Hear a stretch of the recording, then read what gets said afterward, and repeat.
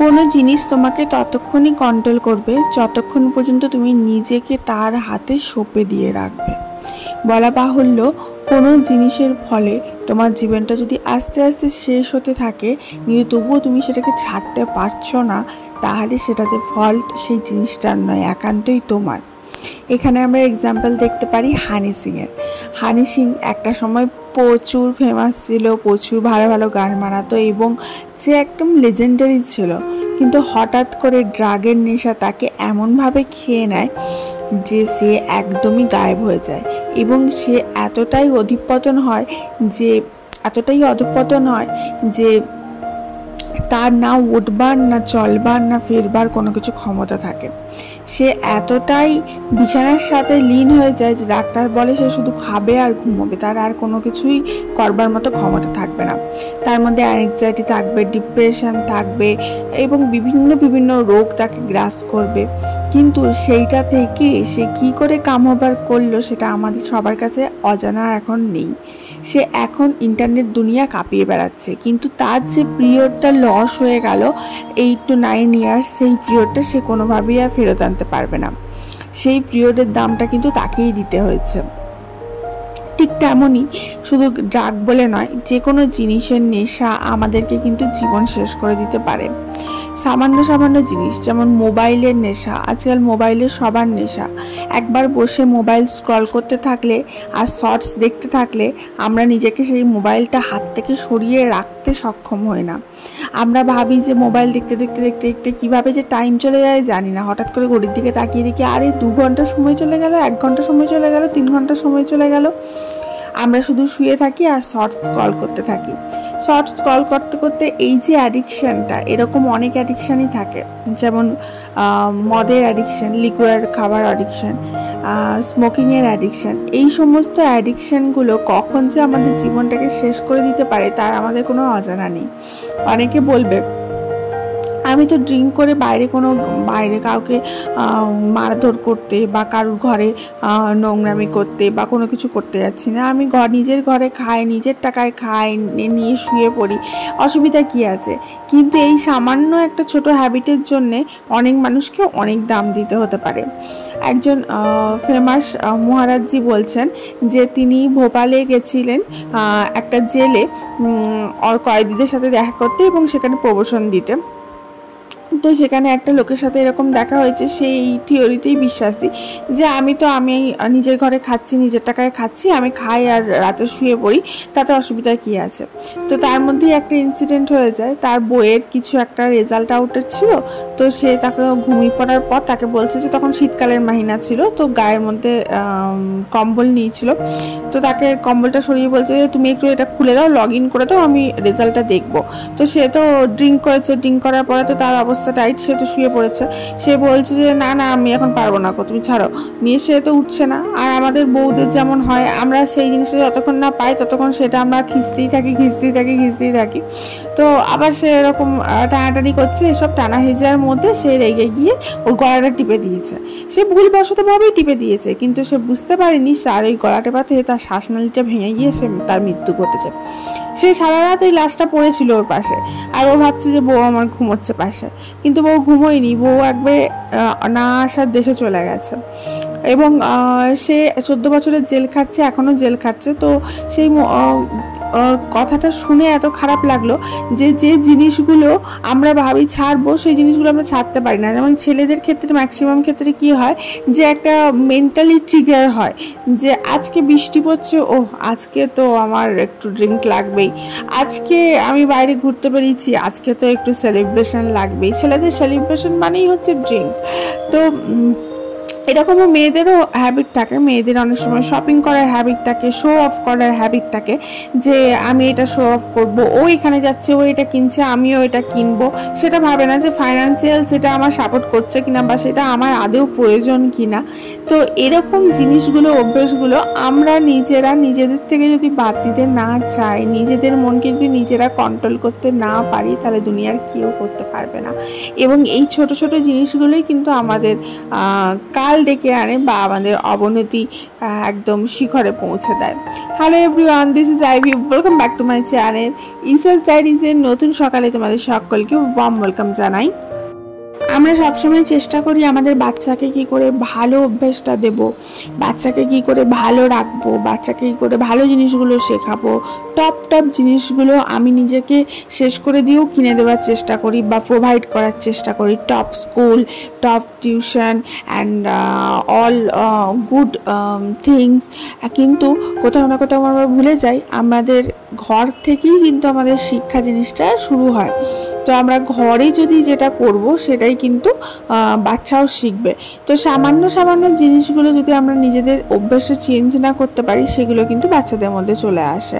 যেমন মায়ের দেখে দেখে মেয়েরা শেখে যে প্রচুর খরচা করছে মা একবারে লাক্সারিয়াস এরকম একটা ব্যাপার, মা স্টাইলিশ, বা মা রিল বানাচ্ছে, মা সমানে মোবাইল নিয়ে বসে আছে। আবার বাবাদের দেখে দেখে ছোট বাচ্চারা শেখে যে বাবা তো ড্রিঙ্ক করে আসছে, মাকে কোনো সম্মানই দিচ্ছে না, মায়ের সাথে খারাপ ব্যবহার করছে।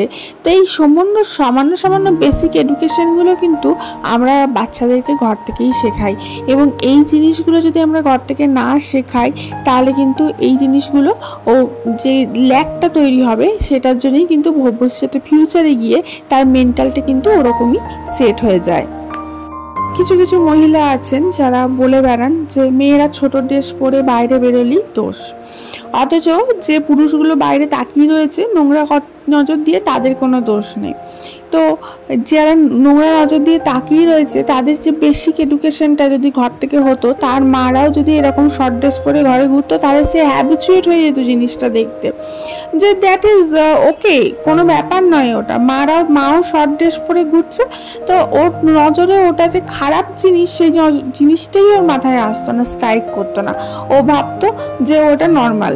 কিন্তু আমাদের ওই গণ্ডিটা সেট করে দেওয়া হয়েছে। কিছু জায়গায় মানুষ যতই উন্নতি করুক না কেন মার বউকে এখনো ঘোমটার তলায় রাখতেই ভালোবাসে। কি জন্যে? তার তো একটা আইডেন্টিটি আছে, কি জন্য সে ঘোমটার তলায় থাকবে। তো সেই জিনিসটা কিন্তু বেসিক জিনিসগুলো কিন্তু ঘর থেকেই আমরা বাচ্চাকে এডুকেটেড করতে পারি। যাই হোক, একটা নতুন আমি সুটকেস কভার কিনেছিলাম, কিন্তু এটা এক সাইজ বড় কেনা হয়ে গেছে। মানে আমার সুটকেসের সাইজটা, আমি সুটকেসটা কিনেছি কয়েকদিন বলতে কয়েক বছর আগে, তো নিয়ে আমি ভুলেই গেছি সুটকেসের সাইজটা এক্স্যাক্টলি কী ছিল।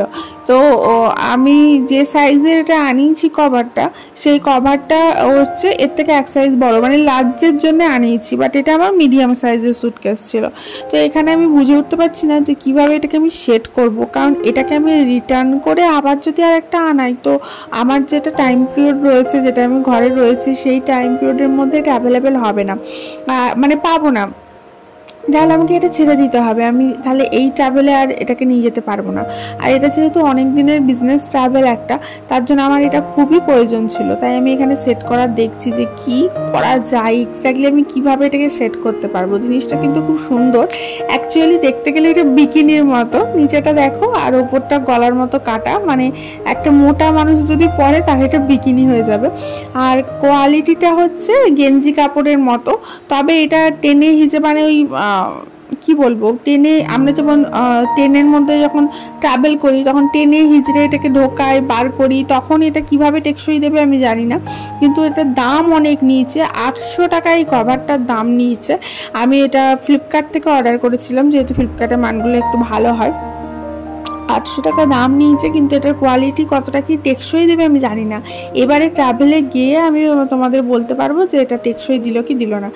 সুটকেসের কভার না থাকলে কি হয়, এই সুটকেসগুলো তো কাপড়ের সুটকেস নয়, এগুলো হচ্ছে তোমার হার্ডকোর সুটকেস। এগুলোতে ওই নিচে টেনে নিচে ঢোকালাম বা বাঁশের তলায় ঢুকিয়ে দিলাম, এবার ঘষা লেগে না নষ্ট হয়ে যাচ্ছে জিনিসটা।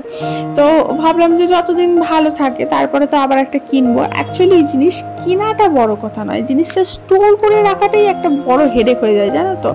ঘরের মধ্যে স্টোরেজ জায়গাটা খুবই কম। আমরা যেহেতু ফ্ল্যাটে থাকি, যারা ঘরে থাকে তাদের এই প্রবলেমটা হয় না, তাদের একটা স্টোরেজে আলাদা করে করাই থাকে।